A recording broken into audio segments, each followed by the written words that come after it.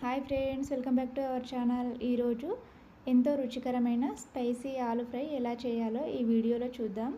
ఇక లేట్ చేయకుండా వీడియోలోకి వెళ్ళి చూసేద్దామండి. ఇక్కడ నేను అరకిలో ఆలుగడ్డలను ఇలా సన్నగా కట్ చేసి పెట్టుకున్నాను.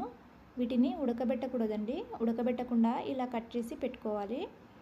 ఇప్పుడు ఒక గిన్నెలో నీళ్లు పోసి అందులో కాస్త ఉప్పు వేసి కట్ చేసిన ఆలుగడ్డలను వేసి శుభ్రంగా కడగాలి.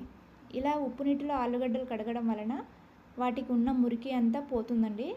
చూశారు కదా. ఇప్పుడు ఈ వాటర్ని వంచేసుకోవాలి. మళ్ళీ ఫ్రెష్గా వాటర్ పోసి కాస్త ఉప్పు వేసి పక్కన పెట్టేసేయాలి.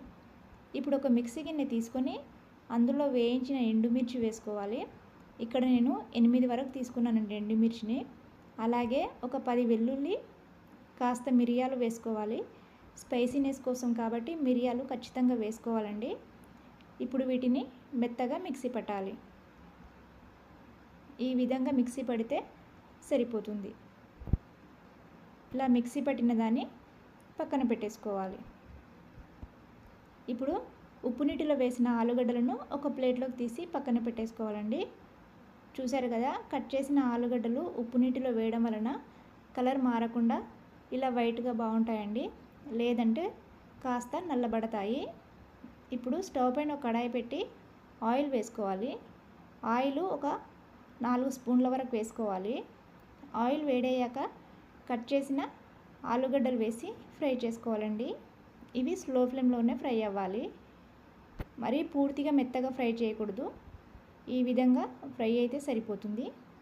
వీటిని ఒక ప్లేట్లోకి తీసుకొని పక్కన పెట్టేసుకోవాలి. ఇప్పుడు మిగిలిన అదే నూనెలో పోపు దినుసులు వేసి ఫ్రై చేయాలి. అలాగే కట్ చేసిన ఉల్లిపాయ, కట్ చేసిన పచ్చిమిర్చి వేసి ఫ్రై చేసుకోవాలి.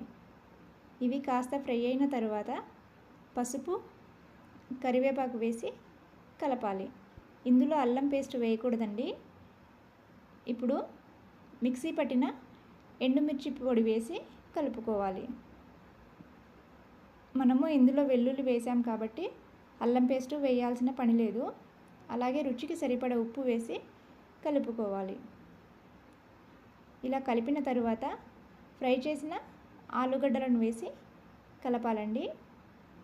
ఈ కారం అంతా ఆలుగడ్డలకు బాగా పట్టేలా కలుపుకోవాలి. ఈ విధంగా కలిపిన తరువాత మూత పెట్టి ఒక 2 నిమిషాలు మగ్గనివ్వాలి. ఆ కారం అంతా ఆలుగడ్డలకు బాగా పడుతుందండి ఇలా మూత పెట్టడం వలన.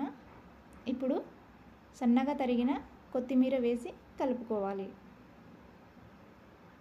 ఇలా కలిపిన తరువాత స్టవ్ ఆఫ్ చేసుకోవాలండి. చూశారు కదా, స్పైసీ ఆలు ఫ్రై రెడీ అయింది. ఇప్పుడు దీన్ని వేరొక బౌల్లోకి తీసేసుకోవాలి. అంతే అండి. ఈ కర్రీ మనం ఇంట్లో పప్పు లేదా సాంబార్, చారు ఏదైనా చేసినప్పుడు సైడ్ డిష్గా చాలా బాగుంటుంది. అలాగే చపాతీ, రోటీలో కూడా చాలా బాగుంటుందండి. మీకు నచ్చినట్లు దేనిలోకైనా తీసుకోవచ్చు. స్పైసీగా చాలా టేస్టీగా సూపర్గా ఉంటుంది. మీరు కూడా ఒకసారి ట్రై చేసి మీకు ఎలా అనిపించిందో కామెంట్ బాక్స్లో తెలియచేయండి. అలాగే ఈ వీడియో కనుక మీకు నచ్చినట్లయితే లైక్ చేసి షేర్ చేయండి.